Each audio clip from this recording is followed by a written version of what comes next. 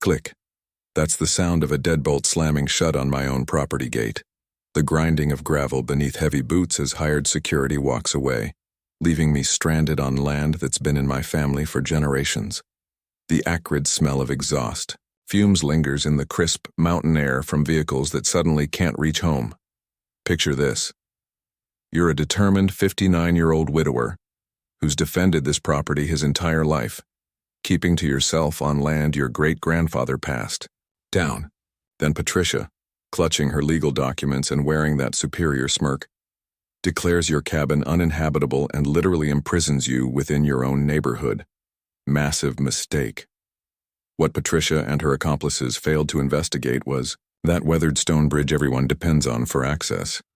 The only connection linking 52 upscale residences to the outside world. That's right. I own every inch of it. What would you do if neighbors barricaded you on your own property? Ever been held hostage by your homeowner association? Share your payback story in the comments. My name is Samuel Greystone, and 7 months ago, I believed the worst tragedy that could befall me already had. My beloved wife Catherine passed away after 42 years of marriage, leaving me with an emptiness the size of Montana. So I did what any shattered man would do. I fled. I abandoned our suburban Denver life and retreated to my great-grandfather's original cabin in Summit View Estates, high in the Rockies where the fragrance of pine and snow still clings to ancestral land.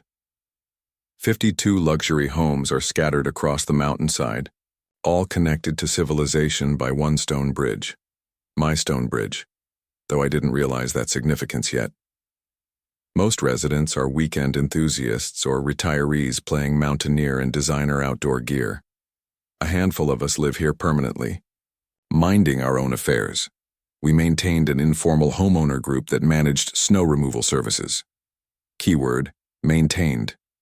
Enter Patricia Ravencroft, 54, recently transplanted from Denver with her arrogant attorney husband Clark and spoiled son, Derek, who studied my property like it was a trophy to be claimed. Patricia harbored one unwavering conviction. She was destined to rule over inferior beings. Word spread that she coveted my land for a developer's ambitious project, luxury condominiums with panoramic mountain vistas. Within 8 months, Patricia had maneuvered herself into the association presidency. Her campaign platform, enhancing community excellence. Translation, eliminating anyone who didn't conform to her suburban delusions. The sharp tap of her designer heels on my wooden porch announced her inaugural visit. Ivory business suit, leather briefcase, Derek sneering behind her like this was entertainment. Mr. Greystone, she began, dispensing with courtesy. I'm here regarding your property violations.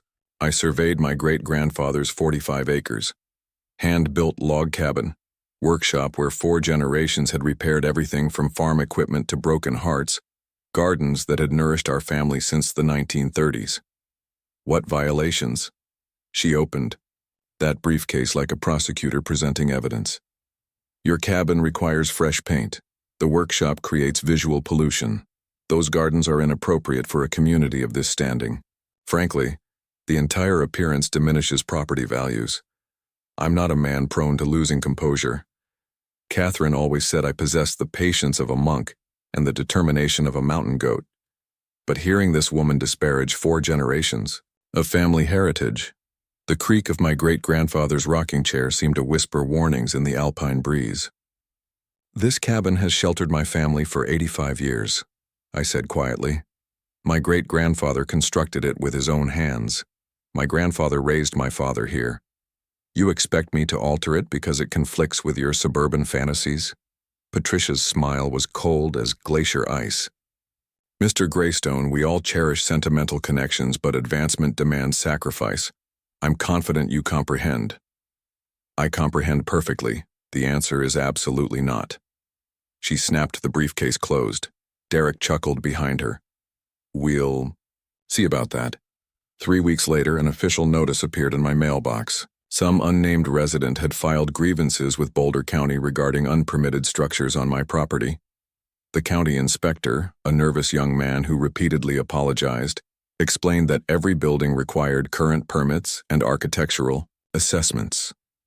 The harsh taste of morning coffee turned to ashes as I calculated $3,500 in fees for permits on structures that had stood longer than most Summit View residents had been breathing.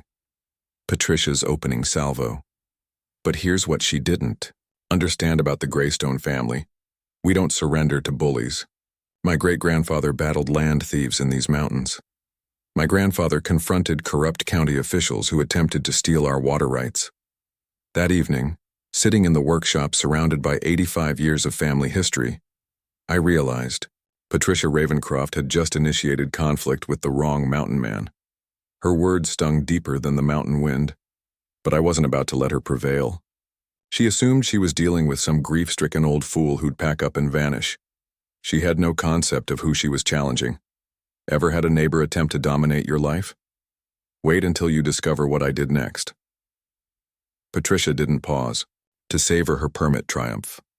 4 days after I wrote that $3,500 check, she attacked again. This time she brought a surveyor, her brother-in-law, naturally, to re-establish proper boundary lines. I was enjoying my morning coffee when I heard the mechanical whir of surveying equipment disturbing the mountain stillness. Through my kitchen window, I watched Patricia's brother-in-law, smirking like her, position his questionable equipment on what I knew definitively was my land. "Morning," I called out, approaching with my coffee still steaming in the cold air. "Mind explaining what you're doing on my property?" Patricia's brother-in-law possessed the surveying competence of a broken compass and double the arrogance. "We're resurveying community green space," he said, not bothering to acknowledge me. "Appears there's been some confusion about boundaries." "No confusion here. My property line extends 25 feet beyond that pine tree. Been that way since 1938, long before this community existed." He finally looked at me, that family smirk expanding, like he was enjoying some private amusement. "Well, according to our instruments, you've been encroaching on community property for decades. Amazing what proper equipment reveals." The younger assistant appeared nervous, constantly checking his notes and glancing between his supervisor and me. Smart kid. He could sense the deception even if he wasn't brave enough to expose it. Within hours, Patricia's brother-in-law had discovered that my property line was mysteriously 25 feet smaller than it had been for 85 years. By the following afternoon, a crew was installing a 9-foot privacy fence not on the disputed line, but 20 feet onto my land. The thunderous pounding of fence posts being driven into frozen earth echoed like artillery fire across the mountain. Each post felt like an assault on Catherine's memory, but I wasn't about to let Patricia win this psychological warfare. The fence blocked my family's historic trail access and positioned itself perfectly to eliminate my workshop's morning sunlight, destroying 85 years of Greystone routines with surgical precision. Mrs. Henderson appeared beside me around 3:30, carrying a thermos of hot coffee and wearing the concerned expression of someone who'd witnessed enough small-town politics to predict how these situations end. "This isn't right, Samuel," she whispered, gripping my arm with surprising strength. "That fence is clearly on your land. We support you, dear." Then she glanced nervously toward Patricia's house, where curtains shifted in an upstairs window, and hurried away like she feared being seen associating with the enemy. That evening, I contacted Morrison & Associates, the county's most respected surveying firm. Robert Morrison himself had surveyed half the properties in Boulder County, including several that had gone to court. Cost me $900, money I couldn't easily afford. But by Friday morning, I had ironclad evidence that Patricia's fence sat 20 feet inside my property line. But here's where my 42 years of civil engineering became crucial. When you've spent your career constructing bridges, dams, and highways, you learn that the devil lurks in old documentation everyone forgets about. Infrastructure has memory, and that memory lives in county courthouses and dusty filing cabinets. Saturday morning, I spent hours examining my great-grandfather's file boxes in the workshop. Documents I hadn't touched since moving here. The rustle of aged papers revealed genuine treasure. Great-grandfather's original 1938 mining claim, complete with something called an exclusive easement for bridge and road maintenance, the only access in or out of Summit View. Monday morning at the courthouse confirmed what those yellowed documents suggested. Every legal filing since 1982 referenced the current stone bridge as sitting on an existing private easement granted by J. Greystone. State. The bridge everyone took for granted. The one connecting all 52 luxury homes to civilization. That belonged to me. I owned the bridge. Patricia, meanwhile, wasn't remaining idle. She scheduled an emergency association meeting for Tuesday evening, claiming I was in flagrant violation of community standards and demanding a $750 monthly fine for my ongoing illegal encroachment. The harsh buzz of fluorescent lights in the community center made everyone appear ghostly pale, as Patricia clicked through slides on her laptop like a corporate executioner presenting quarterly terminations. Most residents sat silent, half terrified of becoming her next target, half simply absent to avoid choosing sides. Mr. Greystone has been trespassing on community green space for decades, she announced with the authority of someone who'd never been challenged. His illegal encroachment must be corrected immediately, with monthly penalties until compliance. My hands trembled slightly as I stood, not from fear, but from the effort of controlling my temper. My voice remained rock steady. Patricia, I think there's been a misunderstanding. The survey is crystal clear, Mr. Greystone. Oh, it's clear, all right. I walked to the front of the room, pulling out my independent survey and spreading it on the table. This survey, conducted by Morrison and Associates, people who actually understand how to use surveying equipment, shows your fence is 20 feet onto my property. Patricia's face turned the color of a ripe tomato. That's impossible. What's impossible is how your brother-in-law obtained his surveying license. Cereal box? Nervous laughter rippled through the room. Old Mr. Peterson coughed, muttering just loud enough for everyone to hear. She's finally overreached. Patricia slammed her laptop shut so hard I thought she'd shatter the screen. The community has voted 8-3. You have 30 days to comply or face escalating daily fines. I nodded calmly and headed for the door, then turned back with the kind of smile that had made opposing contractors nervous for 4 decades. Patricia, you might want to investigate who actually owns that bridge you drove over to get here tonight. Spoiler alert, it's not the association. The look of confusion and dawning horror on her face was worth every penny of those permit fees. Ever had. A neighbor try to steal your land? Wait until you see what I do with that bridge. Patricia's response to my bridge revelation was swift and vindictive, like watching a child throw a tantrum with a law degree. By Thursday morning, 4 different harassment campaigns were already in motion. First came the mailbox war.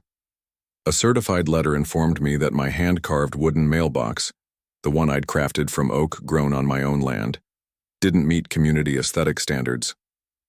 I needed to replace it with an approved model from Alpine Vista Landscaping within 14 days. I called Alpine Vista out of curiosity. The owner? Derek Ravencroft, Patricia's charming son, who'd apparently graduated from college dropout to mailbox. Monopolist. Price for their standard community mailbox, $375 for what appeared to be a $45 plastic box from Home Depot with fancy lettering. Patricia had transformed nepotism into an art form. Too bad she'd picked the wrong artist to scam. The aroma of wood stain filled my workshop as I spent the weekend constructing a mailbox that would make the Smithsonian envious. Hand-carved mountain scenes, weather-sealed cedar, brass hardware, the works. It exceeded every requirement in their guidelines and cost me $35 in materials. Patricia's reaction? Wood wasn't professional enough for Summit View's image. Apparently, craftsmanship was now a violation. Next came the garbage games. Suddenly, Summit View Waste Management was skipping my pickup due to route efficiency optimization. Funny, how my garbage can was the only one being optimized right off their route. The crunch of gravel under my boots became my Tuesday morning soundtrack as I hauled trash to the community dumpster, which Patricia had conveniently relocated to Antarctica. The garbage truck driver, a guy named Mike, pulled me aside one morning. "This isn't right, Mr. Greystone," he whispered, glancing around. "Lady called my boss, made threats about our contract. I'm sorry, man." Then came the firewood harassment. An anonymous complaint claimed my excessive firewood storage created a fire hazard. Fire Marshal Williams, a decent guy caught in Patricia's web, had to inspect my neatly stacked cords. "This is the cleanest woodpile in the county. he said, shaking his head. Someone's using my department as their personal revenge service. But here's where Patricia overplayed her hand. She started spreading rumors at the Alpine Cafe about how my non-conforming cabin was destroying property values. Loud enough for Jennifer Park, a property rights attorney grabbing lunch to overhear every word. Jennifer called that afternoon. Mr. Greystone, I couldn't help noticing some concerning harassment patterns. Want to discuss your legal options over coffee? While Patricia played mailbox dictator, I was building a case. Every interaction got documented with military precision. Every phone call recorded. Colorado's a one-party consent state, and brother, was I consenting? I requested 6 years of association meeting minutes, discovering Patricia's greatest hits album. The Kowalskis, harassed about landscaping until they fled. Mrs. Patterson, health violations about her cat until she moved to assisted living.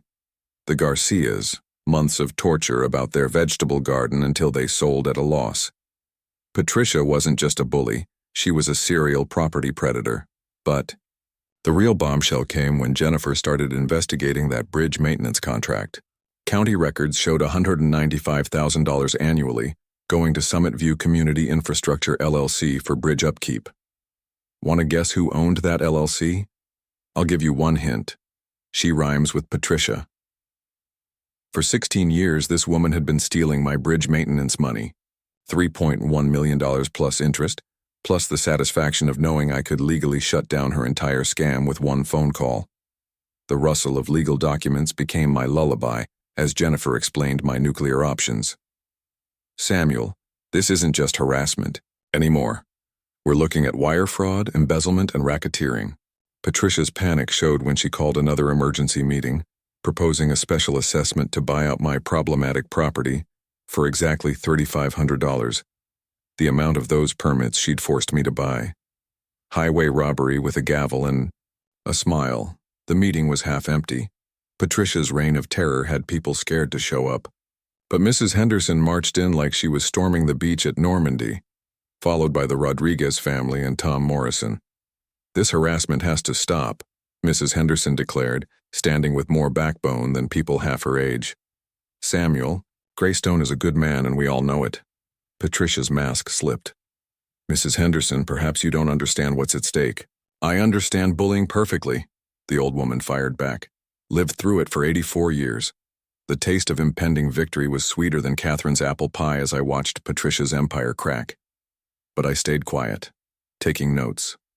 Sometimes the best strategy is letting your enemies hang themselves with their own rope. After the meeting, Tom Morrison caught my arm in the parking lot. Samuel, whatever you're planning, I'm in. We've all had enough. Mrs. Henderson nodded. Time to remind Patricia who really runs this mountain. I shook their hands thinking about that bridge and $3.1 million in stolen money. Patricia thought she was playing chess with a grieving old man.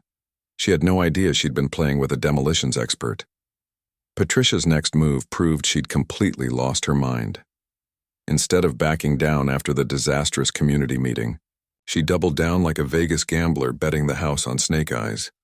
Monday morning I woke to the sound of construction. Not the gentle tap-tap of a neighbor fixing a fence, but the industrial clang of metal gates and electronic equipment being installed at our community entrance. By noon, Summit View had its very own electronic gate system, complete with keypads, cameras, and a guard shack that looked like it belonged at a military installation. Patricia stood beside it in her designer jacket, directing workers like Napoleon deploying cannons. If Napoleon had worn Louis Vuitton and carried a clipboard. Security upgrade, she announced to anyone who'd listen. For everyone's protection. The kicker? My access code mysteriously expired that same afternoon. I returned from a supply run to find myself locked out of my own community. The gate's red light blinked at me like a robotic middle finger, and the intercom crackled with the voice of some rent-a-cop who'd clearly been briefed. Sorry, sir. System error, he said, sounding about as sorry as a tax collector.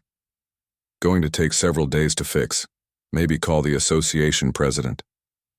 The metallic taste of pure rage filled my mouth as I sat in my truck, watching my neighbors drive past with codes that worked perfectly.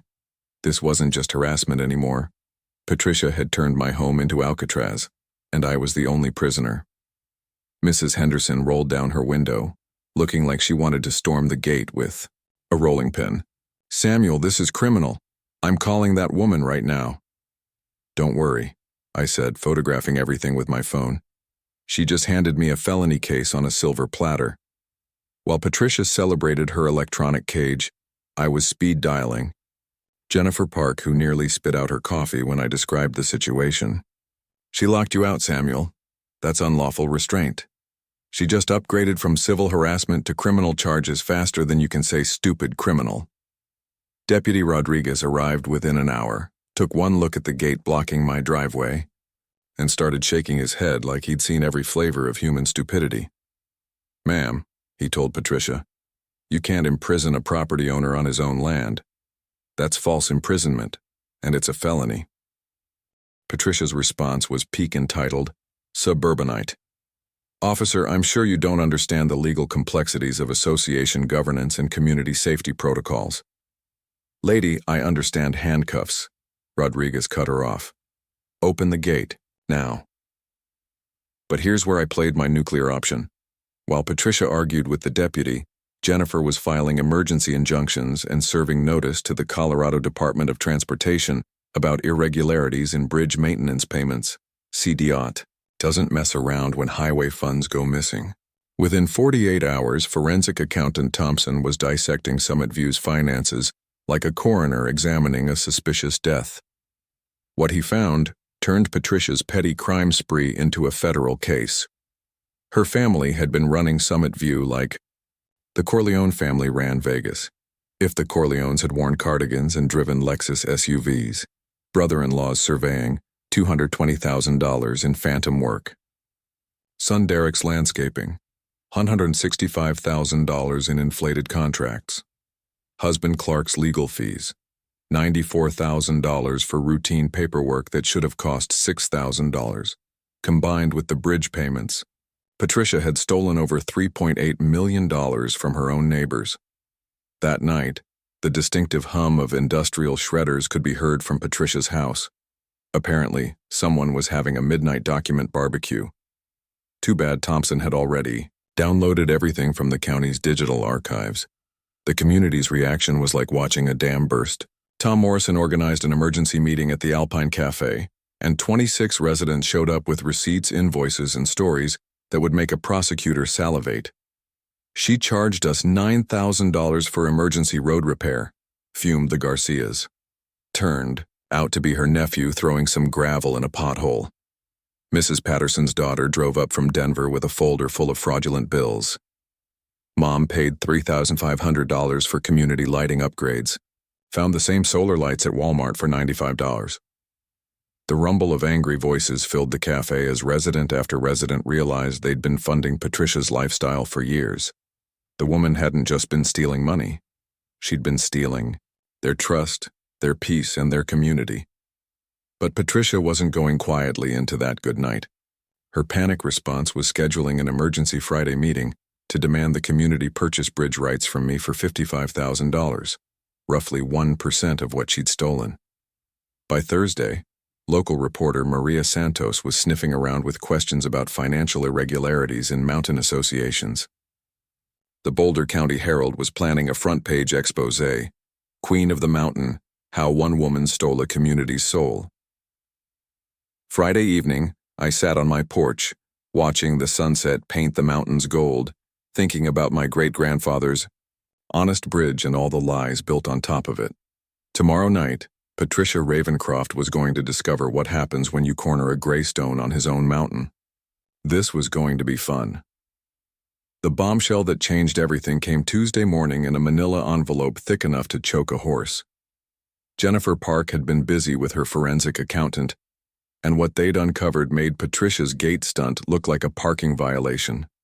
"Samuel," Jennifer said over the phone, barely containing her excitement, "you need to sit down for this and maybe pour yourself something stronger than coffee." The financial audit revealed Patricia hadn't just been stealing community funds. She'd been running a criminal enterprise that would make the Sopranos look like amateur pickpockets. The bridge maintenance scam was just the appetizer to a feast of fraud. The rustle of documents filled my kitchen as I spread Jennifer's findings. Across my great-grandfather's old oak table, every improvement project over 9 years had been inflated, falsified, or completely fictional. Snow removal contract. Patricia's cousin charged $45,000 annually for work worth $9,000. Emergency septic repairs. Brother-in-law's plumbing company billed $82,000 for replacing perfectly functioning systems. Even the community newsletter was a grift. $17,000 annually for Patricia's personal propaganda sheet. Clark's law firm had been billing legal consultations that consisted mainly of teaching Patricia new ways to steal. Derek's landscaping business existed solely to turn $25 worth of daisies into $550 invoices. The kid couldn't grow mold in a shower, but he could sure grow invoices. Total theft, $925,000 from community funds, plus $3.1 million in bridge payments. But here's where Jennifer hit pay dirt that explained everything. Buried in 1965 property. Records she'd discovered the real reason Patricia wanted me gone. My great-grandfather's original 45 acres had included Patricia's current lot. He'd lost it in a poker game to her late father-in-law, Theodore Ravencroft Sr. Family legend said great-grandfather suspected cheating but couldn't prove it. A busted straight against a suspiciously convenient full house. The bitter taste of 65-year-old betrayal filled my mouth as the pieces clicked together. Patricia had known about my bridge ownership from day one. Her entire harassment campaign wasn't about community standards. It was revenge for a poker game older than color television, wrapped in the biggest association theft in Colorado history. The IDAR criminal picture was stunning in its scope. Thompson, the forensic accountant, called it organized crime in cardigans, a systematic looting operation disguised as community improvement. Forged invoices, phantom work orders, kickback agreements, hidden in legitimate contracts. Patricia's desperation was showing in real time. Clark had quietly filed for divorce 3 weeks ago, citing irreconcilable differences. Lawyers speak for "my wife's a criminal, and I'm heading for the hills before the handcuffs come out." Derek had been frantically trying to withdraw money from his business accounts only to discover the IRS had frozen everything pending audit. Apparently, paying taxes on stolen money hadn't occurred to the landscaping genius. The power dynamic had flipped completely. Patricia was no longer the predator stalking an isolated widower. She was a cornered embezzler facing federal charges, civil lawsuits, and the spectacular collapse of her stolen empire. The sound of gravel crunching in my driveway announced County Commissioner Walsh, looking like he'd rather wrestle bears than have this conversation. "Mr. Greystone," he said, hat literally in hand, "we need to discuss Friday's meeting. There are some irregularities requiring immediate attention." Irregularities? Like calling the Hindenburg a minor heating issue. "Commissioner," I said, offering coffee. "What we need to discuss is how Summit View will elect a new association board and recover $4 million in stolen funds." His relief was visible from space. The county had been dodging Patricia's political connections for years. Now they had a victim willing to fight and evidence that would make prosecutors weep with joy. Friday night wasn't going to be about bridge ownership anymore. It was going to be Patricia Ravencroft's very public, very permanent downfall. Catherine always said justice was patient. She never mentioned how satisfying it could be when it finally arrived. Wednesday morning transformed my great-grandfather's workshop into a war room that would make the Pentagon jealous. Jennifer Park arrived at dawn with 3 briefcases full of evidence and a smile sharp enough to perform surgery. "Samuel," she said, spreading documents across my workbench like a general planning D-Day. "Patricia Ravencroft just handed us the legal equivalent of a royal flush. Time to go all in and watch her fold." My team was small but deadlier than a nest of vipers. Jennifer Park, property rights attorney with a 22-year track record of destroying corrupt associations. David Santos, forensic accountant and former FBI white-collar investigator, who'd unraveled 4 Ponzi schemes and 1 spectacularly crooked casino. Rebecca Stone, civil rights lawyer working pro bono because she'd grown up watching small-town tyrants crush honest people. And my ace in the hole, retired Judge Hamilton Gray, my old Army buddy who knew every legal loophole in Colorado and a few that weren't in the books yet. The aroma of fresh coffee and impending justice filled the workshop. As we laid out our battle plan, maps of property boundaries covered one wall. Financial flowcharts showing Patricia's elaborate money laundering covered another. Timeline charts documenting 9 years of systematic theft lined the third wall like a prosecutor's wet dream. "This isn't just about your bridge anymore," Rebecca said, pointing at the evidence with the enthusiasm of a kid unwrapping Christmas presents. "Patricia's created a textbook RICO case. We're talking federal racketeering charges." The financial strategy was beautiful in its devastating simplicity. I could legally close the bridge tomorrow, turning Summit View into an expensive island. The structure needed $450,000 in deferred maintenance, work Patricia had been collecting, money for while apparently using it to fund her Botox addiction instead. "Here's the gorgeous part," David explained, his calculator clicking like a casino slot machine hitting jackpot. "She owes you $3.1 million in bridge payments, plus the community's $925,000 in embezzled funds, plus triple damages for fraud. We're talking north of $9 million in total liability." Meanwhile, Patricia was having what could charitably be called a complete meltdown.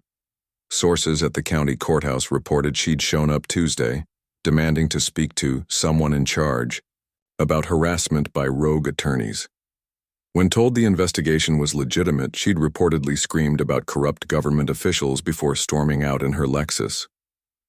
The community organizing was pure poetry in motion. Mrs. Henderson had weaponized her Bridge Club network, spreading truth faster than Patricia had once spread lies. Every coffee morning, book club meeting, and grocery store encounter became a tactical briefing. "Honey," she told me Thursday morning, "these women have been suspicious for years. Patricia's designer wardrobe while we're paying emergency assessments, her annual business trips to Europe. We're not stupid. We just needed someone with the backbone to fight." Tom Morrison had rallied every working-class resident who'd ever been on Patricia's target list. The informal alliance included contractors, handymen, teachers, and nurses, people who actually worked for their money instead of stealing it from neighbors. Maria Rodriguez brought evidence that would make prosecutors weep with joy, photos of Patricia's professional landscaping that consisted of throwing wildflower seeds on dirt and charging $6,000 per yard. "She fined us for hanging laundry outside," Maria said, her nurse's composure cracking with righteous anger. "Called it unsightly. This from a woman stealing our money to fund plastic surgery and complaining about our clean clothes." The click of computer keyboards became our evening soundtrack as we compiled evidence into presentations so damning they should come with warning labels. Every fraudulent invoice, every inflated contract, every kickback payment was documented, with precision that would impress an IRS auditor during tax season. The media strategy was chef's kiss perfect. Reporter Maria Santos wasn't just covering local corruption anymore. She was documenting the biggest municipal fraud case in Colorado. History. Denver TV stations were sending crews. A true crime podcast called Bridge to Nowhere was already in production. Patricia's political protection had evaporated faster than water in Death Valley. County Commissioner Walsh publicly announced a comprehensive investigation into governance irregularities. The state attorney general was asking pointed questions about oversight and accountability. The whir of my old printer working overtime became the soundtrack of approaching justice. We prepared 52 identical evidence packets, one for every household, containing Patricia's criminal greatest hits and calculations showing exactly how much each family had lost to her schemes. Bridge inspection reports confirmed what I'd suspected. The structure needed immediate repairs that Patricia had been collecting money for but never performing. Engineering analysis proved I could legally close it for safety reasons, effectively holding the entire community hostage until someone ponied up $450,000. Hamilton Gray provided the legal coup de grace. "You don't need to destroy Patricia," he said, reviewing our evidence with professional satisfaction. "She's already destroyed herself. We just need to document the spectacular explosion." By Thursday evening, everything was locked and loaded. Evidence ready, media alerted, law enforcement briefed, Patricia isolated and panicking. Friday night was going to be more entertaining than Netflix and twice as satisfying.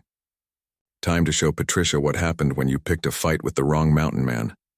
Patricia's descent into full-blown criminal desperation began Thursday morning when she hired a private investigator to dig up dirt on my past.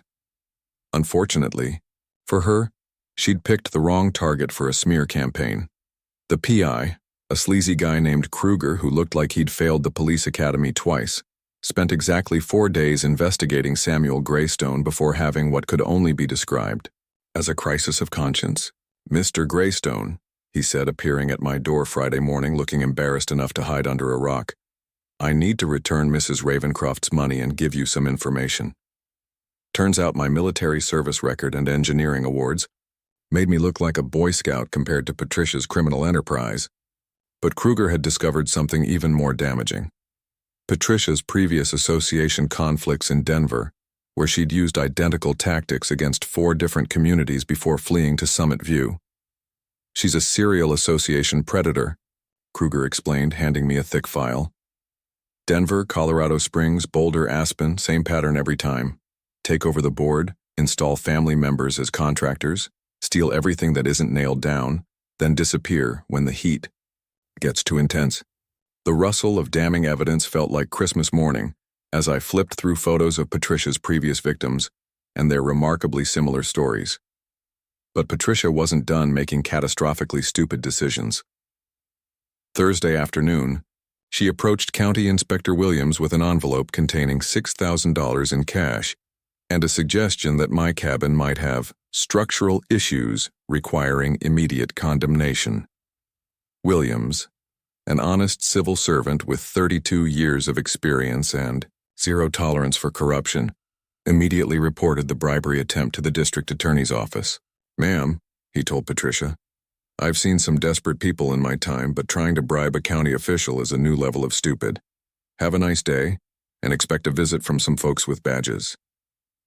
Meanwhile, I was playing the longest chess game of my life. While Patricia panicked and committed felonies, I was quietly installing security cameras around the bridge approaches and contracting with Peterson Engineering for a routine safety inspection that would document every expensive repair Patricia had been avoiding. The bridge inspection results were damning: structural degradation that should have been addressed annually, drainage issues that could cause foundation problems, railing systems that violated current safety codes. Total repair cost: exactly the $450,000 Patricia had been stealing for maintenance. The mechanical whir of Peterson's equipment echoed across the valley as they documented 9 years of deferred maintenance that Patricia had been collecting money for while spending it on designer handbags. Jennifer Park arranged with the Colorado Department of Transportation for emergency access protocols, basically legal permission to close the bridge if safety concerns required it. CDOT was thrilled to cooperate, considering they'd been unknowingly funding Patricia's shopping sprees with highway maintenance money. Patricia's family was imploding spectacularly. Clark had moved out Tuesday night, taking nothing but his law books and his dignity. Derek was frantically trying to liquidate his fake landscaping business before the IRS seized everything. Even Patricia's sister, Margaret, a Summit View board member, resigned in a letter that basically said, "I can't be associated with this criminal anymore." The community intimidation campaign was Patricia's final desperate gambit. Anonymous threatening letters appeared in mailboxes of my supporters, warning about consequences for supporting troublemakers. Social media harassment targeted Maria Rodriguez and Tom Morrison with fake accounts posting personal information and veiled threats. The scratch of security camera installation in pre-dawn darkness became my new morning routine as I documented every act of harassment. Patricia was creating evidence against herself, faster than a criminal justice textbook could catalog felonies. But her biggest mistake was underestimating Mrs. Henderson's tech-savvy college grandson, Tommy, who traced the anonymous harassment back to Patricia's home IP address in about 25 minutes. "Grandma," Tommy announced at Sunday dinner, "your association president is really bad at cybercrime." The digital forensics revealed Patricia had been using her home computer to create fake social media accounts, send threatening emails, and even post fake negative reviews of local businesses that supported me. She'd left an electronic trail that would make prosecutors dance with joy. Sheriff's deputies arrested Derek Tuesday afternoon for vandalizing the Rodriguez family car. Caught on 4 different security cameras spray painting traitors across their windshield. The kid pleaded guilty immediately, probably hoping cooperation would reduce his mother's inevitable sentence. The buzz of legal documents being served became Summit View's new background noise as process servers delivered subpoenas to Patricia's remaining allies. Criminal charges were being filed faster than she could hire lawyers to defend against them. By Wednesday, Patricia was calling emergency meetings that nobody attended, sending emails that nobody answered, and making threats that nobody feared. Her reign of terror had collapsed into a one-woman pity party with an audience of 0. The final straw came when she attempted to call the FBI to report me for domestic terrorism and threatening critical infrastructure. The agent who took her call reportedly listened for 6 minutes before suggesting she might want to hire a really good criminal defense attorney. Thursday night, I sat on my porch watching Patricia's house, where lights burned until dawn as she presumably shredded documents and packed bags. Tomorrow's community meeting was going to be the final act of her very public downfall. Catherine always said, "Desperate people make desperate choices." She never mentioned how entertaining those choices could be to watch. Patricia's final week. Patricia's final week of freedom was a masterclass in how not to handle criminal exposure. Instead of quietly disappearing like a smart felon, she chose the scorched earth approach, apparently convinced that if she couldn't have Summit, nobody could.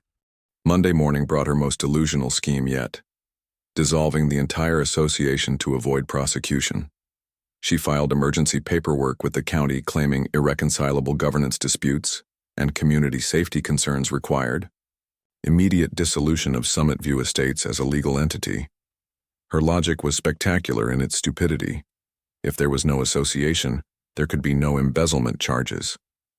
Unfortunately for Patricia, dissolved organizations don't magically erase felony convictions, and missing money doesn't undisappear because you file paperwork. The acrid smell of desperation hung over Summit View like smoke from a tire fire as Patricia made increasingly erratic public appearances.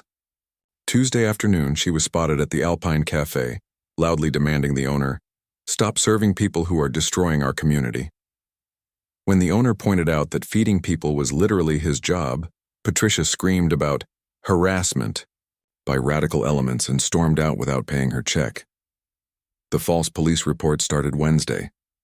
Patricia called 911 claiming I was making terrorist threats against community infrastructure because I'd mentioned my bridge ownership at the grocery store. She reported suspicious activity at my workshop because I was building evidence charts. She even claimed I was trespassing on community property when I walked my own land. Sheriff Martinez, who'd been dealing with Patricia's hysteria for weeks, finally lost patience. "Ma'am, filing false reports is a crime. Continue this behavior and you'll be arrested for misusing emergency services." But Patricia's masterstroke of stupidity was attempting to sell her house for 45% below market value to escape before property values collapse completely. The fire sale attracted exactly 0 buyers once they researched the property's legal complications. "Would you buy a house?" Tom Morrison asked me with a grin, "where the only road out might be owned by someone the sellers have been harassing for months?" The sound of moving trucks became Summit View's background noise as Patricia frantically tried to liquidate assets before they could be seized.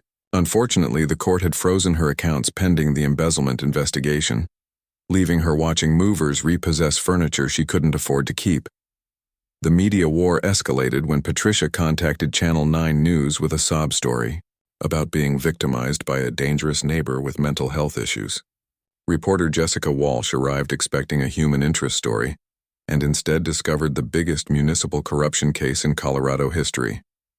"Mrs. Ravencroft," Walsh said during what Patricia thought would be a sympathetic interview, "are you aware that federal investigators have identified you as the primary suspect in a multi-million-dollar embezzlement scheme?" Patricia's on-camera meltdown went viral within hours. Her shrieking about fake news and government conspiracies while standing in front of her mansion purchased with stolen association funds became the poster child for entitled criminal delusion. The community revolt reached critical mass Thursday when Patricia showed up uninvited at my property, demanding immediate negotiations to resolve this misunderstanding. She'd apparently convinced herself that charm and entitlement could fix federal criminal charges. "Samuel," she said, standing on my porch in a designer outfit that cost more than most people's cars, "surely we can work something out between reasonable people." "Patricia," I replied, camera rolling to document everything, "reasonable people don't steal $4 million from their neighbors." Her mask finally slipped completely. "You have no idea what you've done," she screamed. "I'll burn this whole place down before I let you destroy everything I've built." The crack in her voice revealed someone finally understanding that consequences were real and unavoidable. Mrs. Henderson, who'd been walking by with her daily constitutional, stopped to witness Patricia's complete psychological breakdown.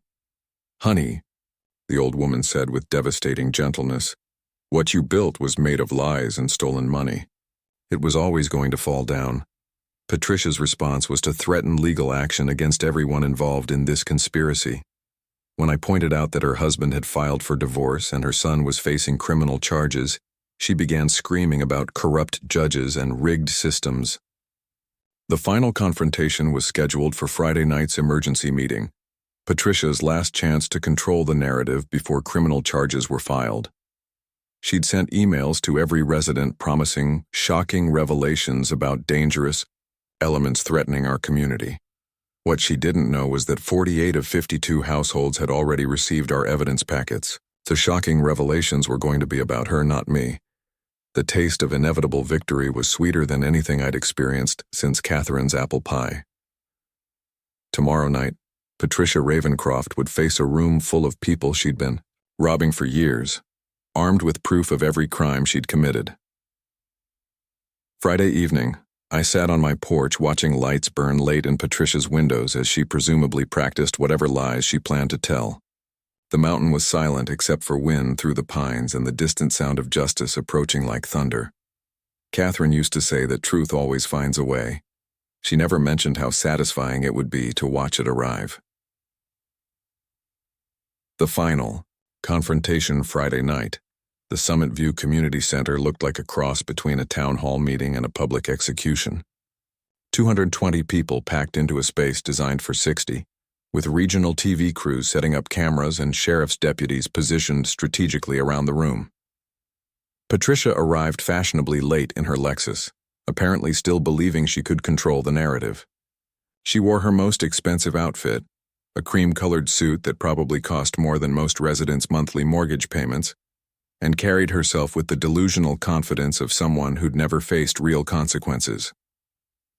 The buzz of anticipation filled the room as she strode to the podium, like she was accepting an award instead of facing a firing squad of angry neighbors armed with evidence of her crimes. "Ladies and gentlemen," Patricia began, her voice projecting the artificial authority she'd wielded for years, "I've called this emergency meeting to address the malicious attacks against your elected leadership and the dangerous elements threatening our community's safety." The crowd's reaction was immediate and hostile. Shouts of "Where's our money?" and "Thief" erupted from the audience. Mrs. Rodriguez stood up, holding her evidence packet like a weapon. "Patricia, we know about the fake landscaping bills, we know about the bridge money, we know about everything." Patricia's composure cracked slightly, but she pressed on with her prepared lies. "These accusations are the desperate attempts of a disturbed individual who—" "That's enough." My voice cut through her babbling like a knife through butter. The room fell silent as I stood up, holding a manila folder thick enough to choke a horse. The click of my boots on the wooden floor echoed as I walked to the front of the room. Behind me, Jennifer Park wheeled in a cart loaded with evidence boxes. David Santos set up a laptop connected to the overhead projector. The cavalry had arrived. "Ladies and gentlemen," I said, turning to face the crowd, "let me tell you about a bridge." I opened the folder and pulled out my great-grandfather's 1938 mining claim documents, holding them up for everyone to see. "This is the deed that proves my family has owned the bridge connecting Summit View to the outside world for 87 years. Gasps rippled through the audience. Patricia's face went from confident to confused to horrified in the span of 4 seconds. "For the past 16 years," I continued, The Colorado Department of Transportation has been paying bridge maintenance fees to Summit View Community Infrastructure, LLC. That's Patricia's shell company. She's been stealing money that legally belongs to me, $3.1 million. The projector screen lit up with financial documents showing every fraudulent payment. The crowd's murmur turned into an angry roar as they saw the scope of Patricia's theft. But that's not all, I said, enjoying every second of Patricia's growing panic. Mrs. Ravencroft has been running a criminal enterprise disguised as community improvement.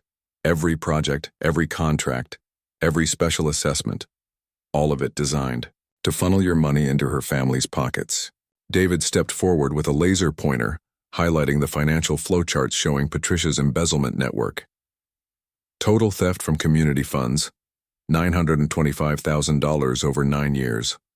Brother-in-law's surveying company, son's landscaping business, husband's legal fees, all inflated by hundreds of %. Patricia tried to interrupt. These are fabricated documents.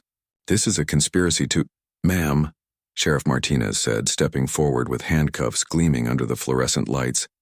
You have the right to remain silent. I'd suggest using it. The room erupted in applause as Martinez read Patricia. Her rights. Criminal charges, embezzlement, fraud, bribery, filing false police reports, and racketeering. Federal prosecutors were preparing additional charges related to interstate wire fraud and money laundering.